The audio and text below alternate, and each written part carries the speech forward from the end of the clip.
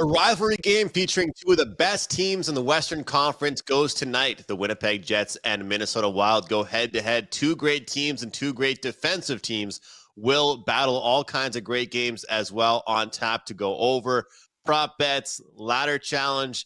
I'm happy to be back here on PuckTime on WagerTalk TV. Looking forward to a massive NHL slate. And Carm, well, due to the Thanksgiving week, we also have kind of a jumbled and fumbled NHL schedule, a jam-packed Monday, and only two games tomorrow on a Tuesday. So Monday has kind of taken the place of Tuesday's busy slate. So I'm looking forward to it. I'm feeling pretty prepared here and fired up. And you're coming off a 5% win this weekend, man. So I imagine you're in a pretty good mood as well. Yeah, I'm in a great mood. It was a good weekend overall. I think, Andrew, I'm more happy about the fact I'm finally sleeping again. But yeah, there's only really one game that I liked all weekend enough to make it a client play, and it was New Jersey Devils over Washington as a 5% play. That one got there. The 6-60 went 4-2, so that was profitable if you played those individually. And then yesterday, NFL, I had three best bets in the NFL yesterday. They all won circa. I went 4-1. So it was a great sports betting weekend for me. I'm really happy about it. We have a huge slate of action tonight. We're going to cover Dallas and Carolina, Colorado, Tampa Bay. You're going to do our props, Winnipeg and Minnesota. I've taken the ladder out of the garage. Step one of the ladder challenge returns today as well, too. And then best bets, and we'll close it off. Two crappy games tomorrow. No show on Thursday, guys. We will have our regular guest on Wednesday. We're unsure if Prez will be here tomorrow or not. He's vacationing, I think, in the Bahamas. At least he was as of yesterday. So we'll see if he's on tomorrow. Two games, so we really don't need him, Andrew, I think. With that said, Carolina and Dallas, Andrew. This is an intriguing one because right now I'm seeing the goalies listed as Ottinger and Martin for Carolina. The line's minus 130 on Carolina, plus 110 is a take back on Dallas. 6.5 is the total on this one. I'm going to go to you first on this one to give me your thoughts on how you think this one plays out tonight.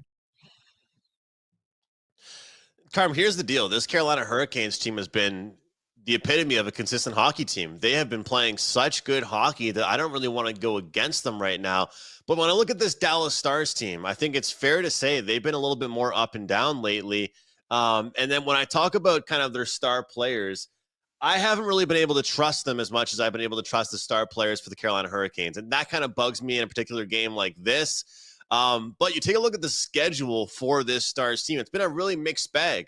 They've had games against teams like the Sharks and the Ducks. And they've had games against teams like the Wild and the Lightning. So it's been a real mixed bag for them. But for me, I'm going to go ahead and lock in the Hurricanes here. This is a bet that I'm intrigued with just based on recent form. And the recent form is more so motivation. I talk a lot about hockey. You want to ride waves. You want to ride the streaks. But you also want to find spots where teams are going to come in motivated. And the last two performances for Carolina, it has not looked good for them. You know, you give up 4 goals against the Devils. You only score 2 yourselves. Then you lose 5-4 against the Blue Jackets. And although the Blue Jackets have kind of exceeded expectations so far, I'm sure Carolina disappointed to give up 5 goals against the Jackets team that, let's be honest here, they only have about 3 or 4 goal scorers themselves. So I do like this Hurricanes team. I don't mind the price whatsoever. I'll take them on the money line at home, and this is where they play their best hockey, Carm. So I think Carolina gets the job done. I think if you look at kind of recent form, you would say that, hey, Dallas is playing good hockey, but I also love this desperation and motivated spot here for Carolina at home. What are your thoughts here on this one? And any thoughts on the price here, Carmen, this one? I think it's okay here for Carolina. Yeah, you know, Andrew, I think the price is probably about right, just because Carolina can play well in front of any goalie. I kind of feel bad for Spencer Martin because he got saddled with the loss in that Columbus game, and he came in with about a minute left, I think, in that game, 1 or 2 minutes left in that game after Kochetkov got injured, and of course the shootout He only stopped one shot in the shootout, so he gets saddled with the loss, having only played like 3 minutes of that game. And it's one in which Carolina can score goals. We know this team can score goals, and they're probably going to have to score some goals tonight because Dallas brings it as well too. This Dallas team has a ton of scoring as well too in their lineup, and they seem to, when they score in bunches. It's one of the reasons why the total's at 6.5 for a reason, because it's likely going to be Martin in goal. We don't know who's the confirmed goalie yet. It looks like it's going to be Ottinger, but it could be their backup goalie as well too for them. You don't normally see 6.5s with Carolina. You see sixes, flat sixes with them. And if they're playing a real defensive team, you would see 5.5s. I would venture a guess that if we had their two regular starting goalies here, this would definitely be a 6 shaded to the under, and you probably see like a 5.5 pop up. I'm not, positive of that, but it wouldn't surprise me. I'm leaning over in this one. I'm going to take the over in this one. I think Martin's going to allow some goals, and that's going to force Carolina to score some goals as well too in order to win this game. I want to go back to something I talked about on Thursday and Friday's show with regards to the Columbus Blue Jackets. The Columbus Blue Jackets are a team that you may not want to touch their games on the road, but at home, Andrew, you got to be playing these overs. I made that one of the 6 and 60 plays, and I thought about making it a client play, but then the VIG and the juice and the number just got away from me. But you look at some of the Columbus games real quick, just to harp back on it. 5-4 over Carolina, 7-6 over the Lightning, 6-2 over Pittsburgh. They lose 6-2 to Winnipeg. Against the Islanders, the only low-scoring game, 2-0 in that one. 6-1 over the Edmonton Oilers, 6-2 over the Toronto Maple Leafs. They beat the Sabres 6-4. They're entertaining their fans. If nothing else at home, they're entertaining their fans. You got to start looking at just playing the overs there until that regresses. It normally does. A team like Columbus Blue Jackets is not going to average 5 goals a game at home, but until it starts to regress, you got to start playing the Columbus overs at home. Any thoughts on that before we hit Colorado, Tampa? Well, I think that right now we're at the point of the season where we've just seen 2 different coaches get fired, right? Carmine, I mean, obviously we saw how long was Montgomery without a job? What was it, 5 days? Right. So we're realizing the value of a coach, right? Montgomery gets picked up by the St. Louis Blues. And the reason why I say that is Dean Evison, maybe it didn't work out with him in Minnesota. Maybe it didn't work out. And guess what? Minnesota's playing pretty well right now. But he's doing really good work with Columbus.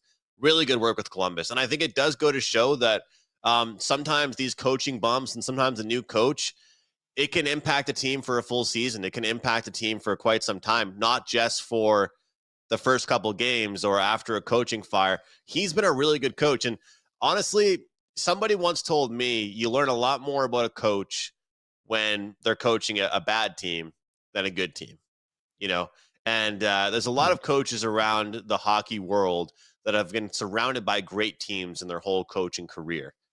But nobody gives credit to coaches that are doing well with these teams and helping them exceed expectations from the bottom. So I appreciate you saying that. I think it's a good call by you for this Columbus Blue Jackets team. They're playing some good hockey. And the funny thing is, I always say I don't want to take a plus into a minus, meaning I don't want to take an underdog potential bet on a good plus money into a minus. But if you notice, Carm, it's kind of funny. I love those team totals. How many times this year have the Columbus Blue Jackets gone over their 2.5 team total, but they've lost the game? Like this team, they're scoring goals, they're going over the total in their games, but they're not able to win games themselves, because they're giving up a ton of goals as well. But and since you brought it up, I got to give a shout out to Sean Monahan. Obviously, he went to that team to play for Johnny Gaudreau, and we all know what happened there. Rest in peace. But Monahan's having himself a great season, Carm. Yeah.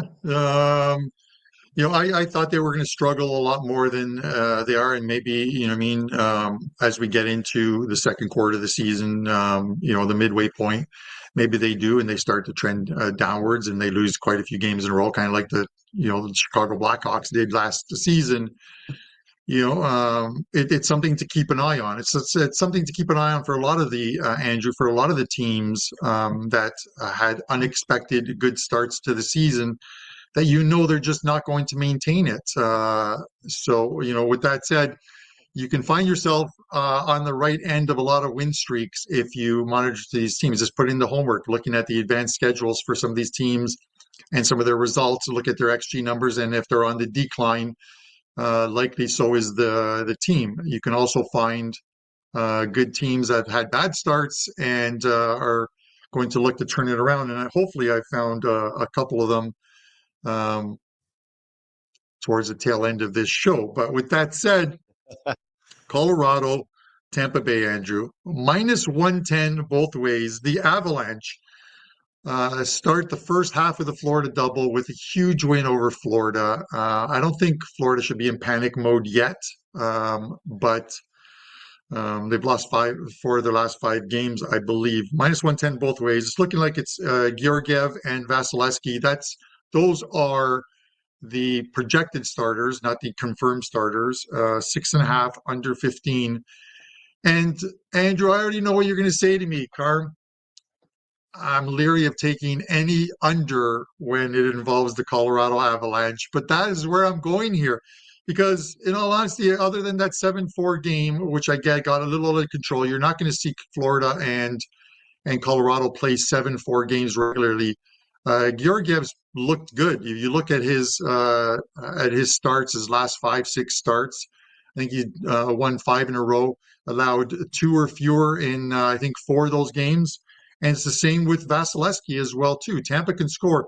If these teams don't get specialty team help tonight, which is power plays for Tampa, power plays for Colorado, both that can be lethal, and it's tough to project whether they're going to get them or not. 5-on-5, this game should be an under. It's a dangerous one, I get it, but 5-on-5, these teams will play to the under tonight, and that's where I'm going to go, Andrew, and hope I don't see a slew of guys to the penalty box tonight and power plays. Give me under 6.5. Carm, you are a very brave man, because when the Avalanche were dealing with all their injuries, I tried to bet unders with them. And even with those injuries, I was having trouble. But I like what you're saying there. I get it. And I think that this is a game that we should probably be looking at giving some respect more towards Colorado's defense, because you look at some of the games they've had, some of the games they've been successful in, and it actually has been because of their defense, and I get it. They coming off that game against the Panthers, and like you said, it's nothing to write home about, but they were able to find a way to get the job done. But I look back at that win they had over the Washington Capitals, and I remember you, Brian, and I talking about that game and how crucial of a game it was, despite it being two teams that were, on different sides of things at the point. We had one team that was trying to heat up and continue to get going on a winning streak, and one team that was absolutely exceeding expectations, being the Washington Capitals. And Colorado won that one 2-1. Colorado's a team that was able to pull it out. When I look at this Tampa Bay team right now, I think that they a little bit over exceeded expectations to start off the season. And when I look at kind of how they've played lately, we're starting to see what can happen a little bit to them. Some of the goals they've given up, some of the games they've given up goals. I worry a little bit about their defense, but at the same time, I kind of worry about their depth. And that to me is the biggest thing. You guys hear me talk about that all the time. I understand they're playing at home. Tampa gets the matchups that they want to get. And I understand Colorado's off some big, big wins. And the only reason that is keeping me off betting this game is exactly that, Carm. Some people don't believe in these flat spots. When you've got a 7-4 win over Florida, okay, on tap, or that you just recently had, and then before that was a 2-1 win over Washington, then now you get this game against Tampa Bay. It's hard to stay focused. So I kind of want to play Colorado right now. I like the way they're playing, and I don't really like the direction the Tampa Bay Lightning are going into right now. So the only way I would actually go is probably looking towards the Tampa Bay team total. I don't think they're scoring that many goals. I would look towards team total under for them. But I think you kind of talked me into the under. This is the first time that I'm sounding like Prez, and I have absolutely no thoughts on a pick, but I have a lot of thoughts on the game. So I just think that you look at this Colorado team, and they're playing good hockey right now. But overall, this is kind of one of those spots you want to stay away from because they're off so many big games in a row. And when that happens sometimes, I understand. Sometimes people like to ride streaks, but it's going to come to an end. And this kind of spot on the road is a little tricky for me. As you can tell, Carm, I don't really want to take Tampa here, but my heart's telling me it's probably the right spot, which means I'll probably just jump in with you on the under because I think that's how they're going to be successful is maintaining Colorado's, superstar players like McKinnon and Rantanen. Yeah. Listen, and Andrew, I want both these goalies that I mentioned to be in the lineup tonight. I want Vasilevsky. I want Georgiev in goal. Tampa Bay's played 9 home games this season, and only one of those games has had 7 goals in it. Every other game has had 6 or fewer goals. And that game was, I think, their second home game of the season, where they played the Vegas Golden Knights, and Tampa scored 2 goals in the last 2.5 minutes of that game to win that game 4-3. It was another game that likely could have gone under the total. It didn't, but 8-1 to the under at home to this number of 6.5 is a solid stat. So with that in mind, that's one of the reasons I'm looking at it. I think that 7-4 game against Florida was uncharacteristic. I think the 2-1 game is Colorado's not going to play a lot of 2-1 games. This one should fall somewhere in between there, and hopefully it's somewhere in between that keeps it an under. I'm perfectly happy with a 3-2 game, 4-1 game tonight. So if 4-2 game, anything that keeps it under 6.5 is fine with me. So with that said, Andrew, I'm gonna send it to you to give us some prop play winners to kick off Monday, because it is a monster card in the NHL tonight. Yeah, I'm excited, Carm. It's kind of nice. Usually we start the week off as hockey fans, hockey bettors with a small slate on Monday. We have to wait until Tuesday to get the big games going, the massive slate. Not this week. Not this week. A bunch of games on tap tonight. And I actually found a 5% play that I really, really, really like for tonight. The package is not up at WagerTalk just yet live on this show. The analysis is done, but the package will be up directly after this show is finished being recorded. And I really do like that 7-1 this year on NHL 5% plays. Really looking forward to this play, guys. Don't forget to grab that over at wagertalk.com. But I got 3 interesting props here for tonight in the NHL. We'll start things off with a shots on goal prop with Nathan McKinnon over 3.5 shots on goal. I haven't talked about McKinnon very much on the show this year. I haven't talked about his player props very much on the show this year. And Carm, a lot of the times I catch myself mentioning streaks, how a guy's done on the road, at home, versus a certain team, or just overall stats. McKinnon honestly hasn't been going over his shots on goal over the last handful of games. But you know what he has been going over? His shot attempt numbers. And we can't bet attempts. It's not NFL. We can't bet rushing attempts. Can't bet shot attempts. But he's still a trigger-happy guy. He's still a guy that gets a lot of opportunities to shoot the puck.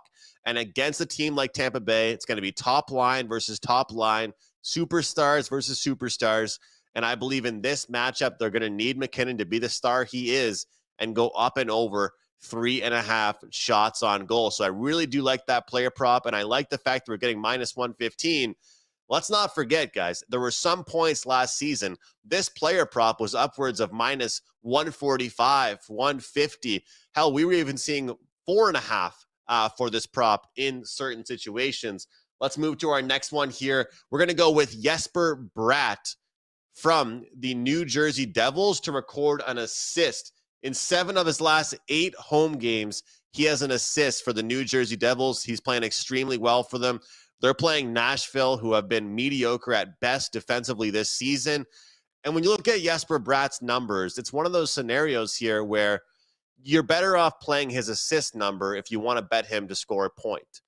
I'm not saying he doesn't really score goals at all, but this is a guy that mostly when he's involved in the score sheet, he's getting the assists. So instead of taking that point prop, take the assist prop. You're way better off. Jesper Bratt doing very, very well at home. As I mentioned, 7 of his last 8 home games, he's had a ton of success with the assist for the New Jersey Devils. All right, last one.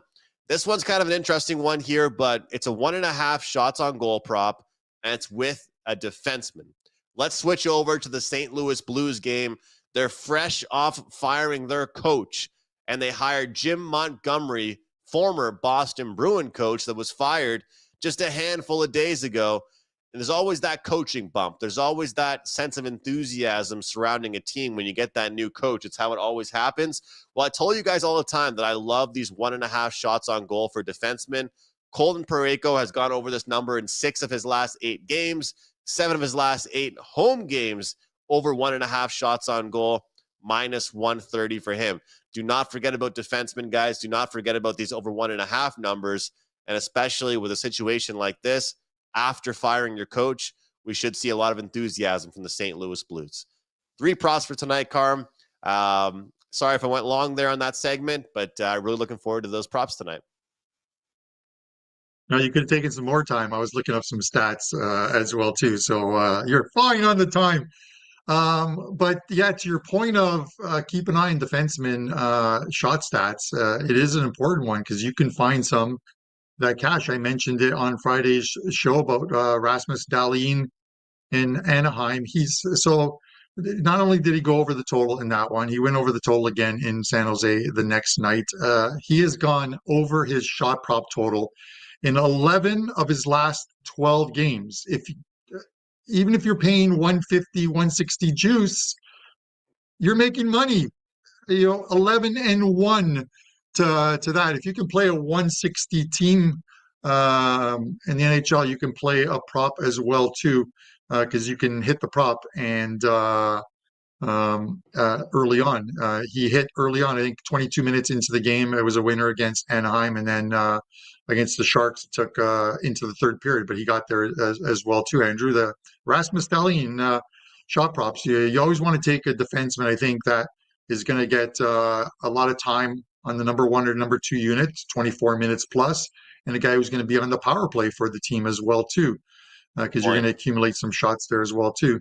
Any thoughts? Have you been riding this Dahlin one? I haven't been releasing player props of late. It's been probably all of November. I haven't released any. I stopped in October because I wanted to focus on sides and totals, and I'm up like almost 31 units in NHL in November, so I'm pretty happy that I'm focusing on sides and totals. But your props are hidden.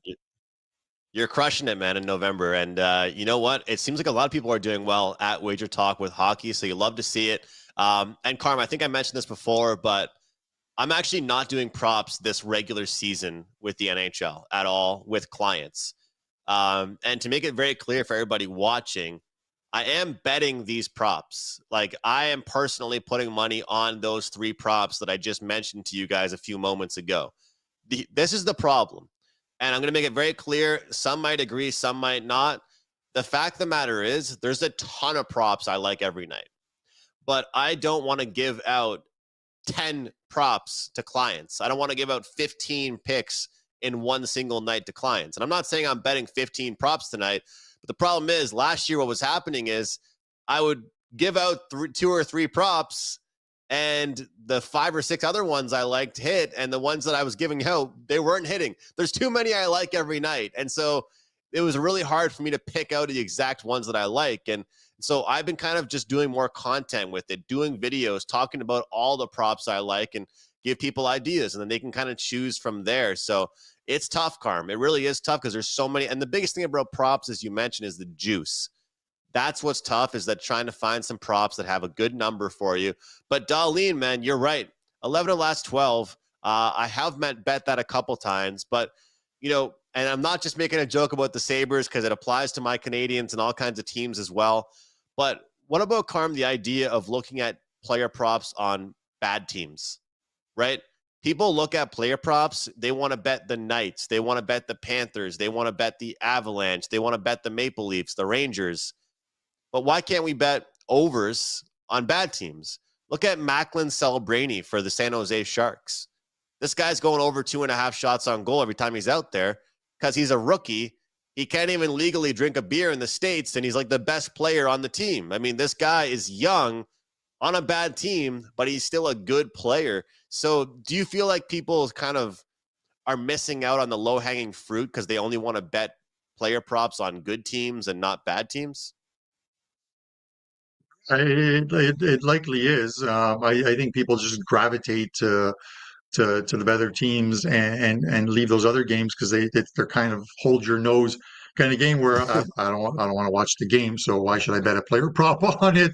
But Yeah. there's still money to be made. What last year when I was having a really good prop year and I focused on certain things and I'm still focusing on it when I talk about it to you guys on the show is, I mean, we're just giving you ideas on the show and it comes with a pick.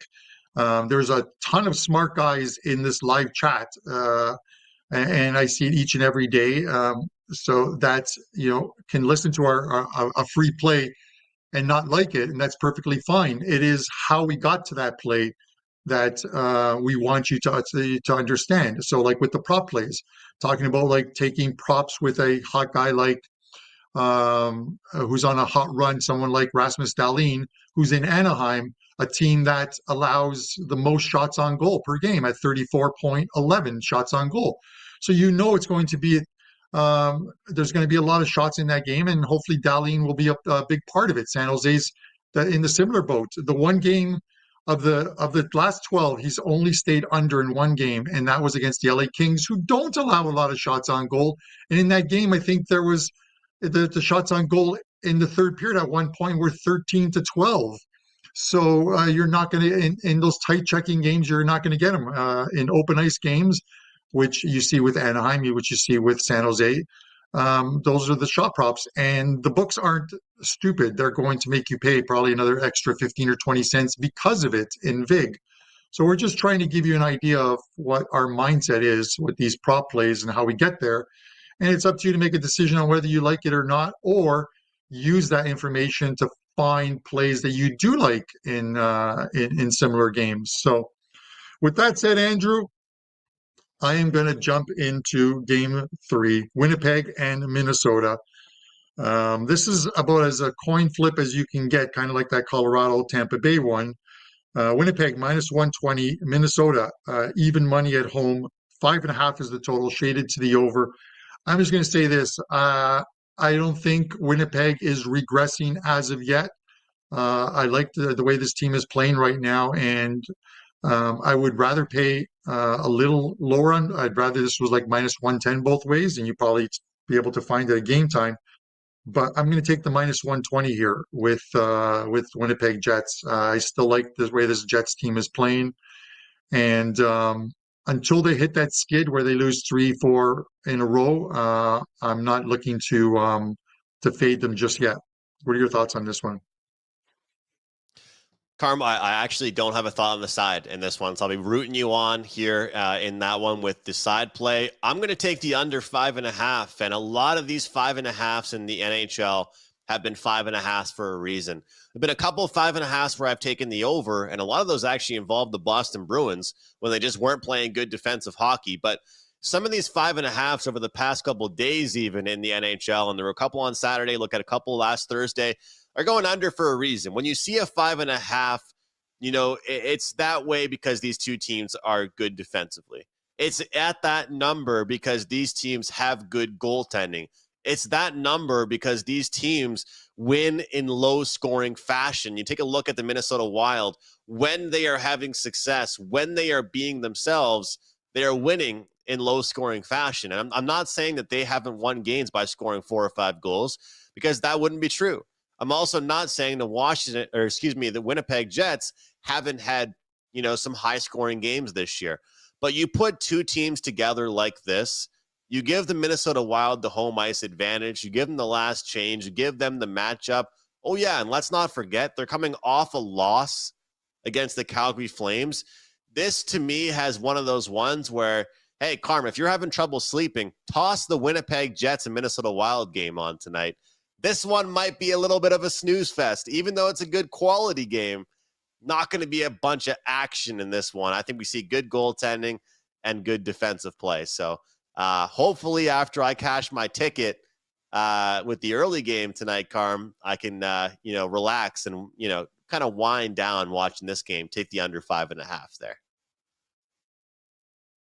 Yeah, I don't blame you. I mean, it should be Hellebuck and Gustafson in goal, but I would not be surprised if Minnesota goes with Marc-Andre Fleury as well too. You know what I mean? Like this is their first game back off a 3-game road trip for them, but it wasn't an East Coast trip.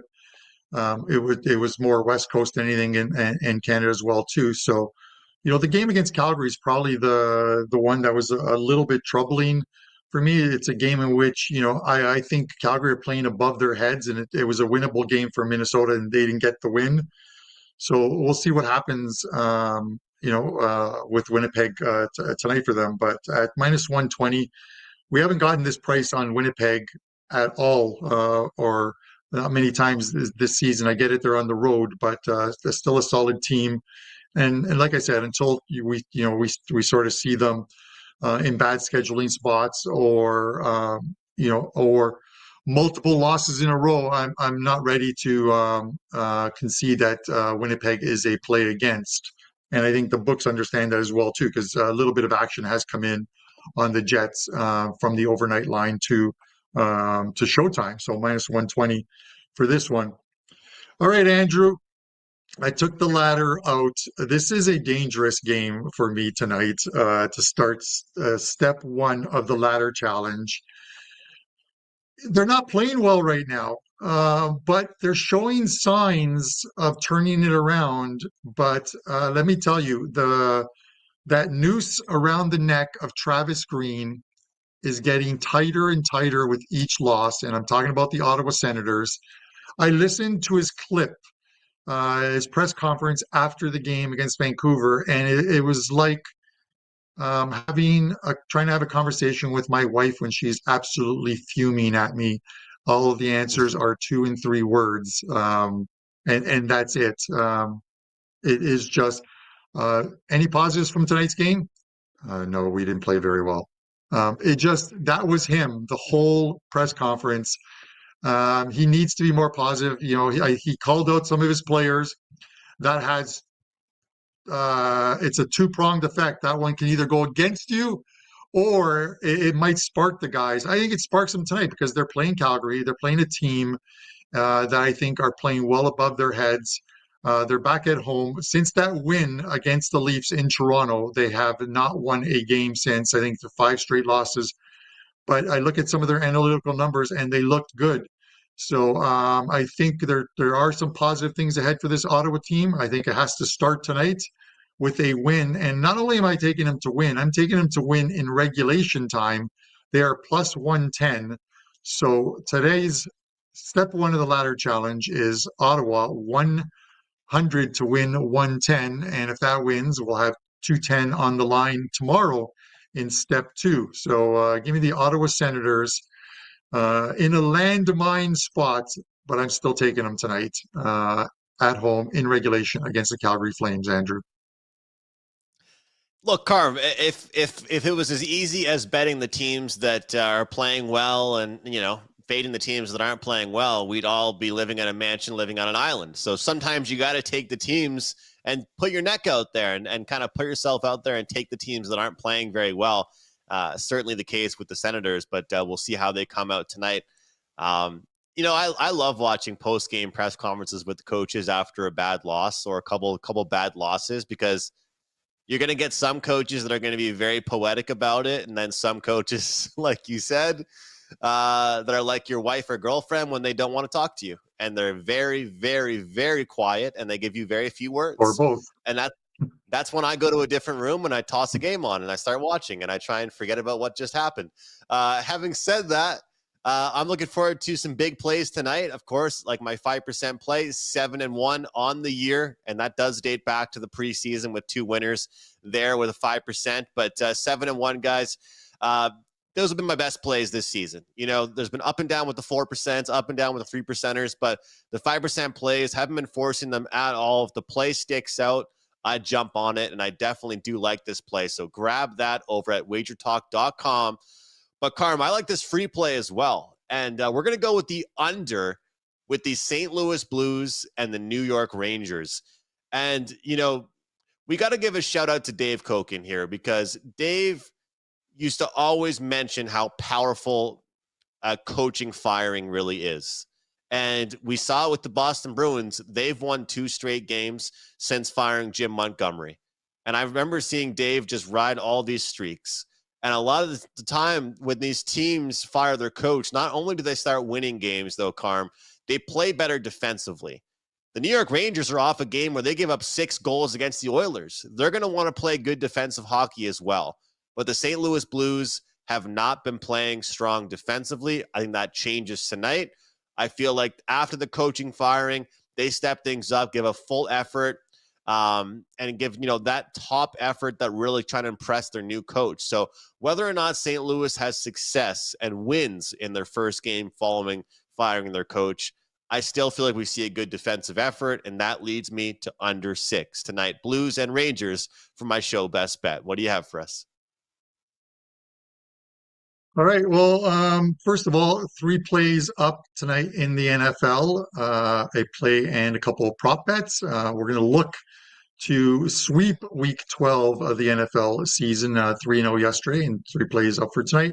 3 plays up in the NHL as well, too. So maybe grab the 1-day all access and grab those. Nothing in soccer today, but I will have some Champions League plays coming up on Tuesday and Wednesday. Some very good cards.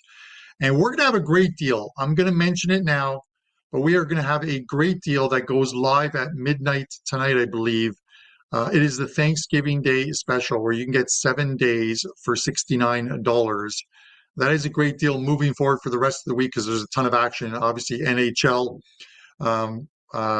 Thanksgiving Day football on Thursday. God bless you guys down south of the border. We get to celebrate 2 Thanksgivings here, one north of the border in October and one south of the border down there. And that'll take you right through to the weekend as well, too, with plenty of action. So that Thanksgiving Day 7-day all access for $69, no coupon needed, is going to be a great deal that goes live at midnight tonight.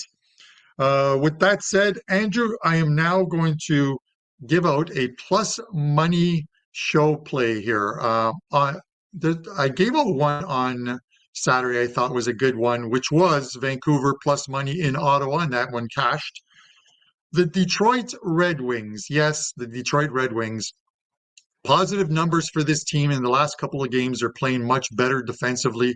They beat this Islanders team 2-1 in Detroit, and then lose a 2-1 game against the Boston Bruins, where they held some very good analytic numbers there as well, too. So this could be signaling a turn of fortune for the Detroit Red Wings. They go in to New York tonight, and I get it. It could be, you could look at it as a rapid revenge spot. I don't. I think they can get the win tonight. They're plus 135. They're definitely a live dog here, and it's Varlamov in goal.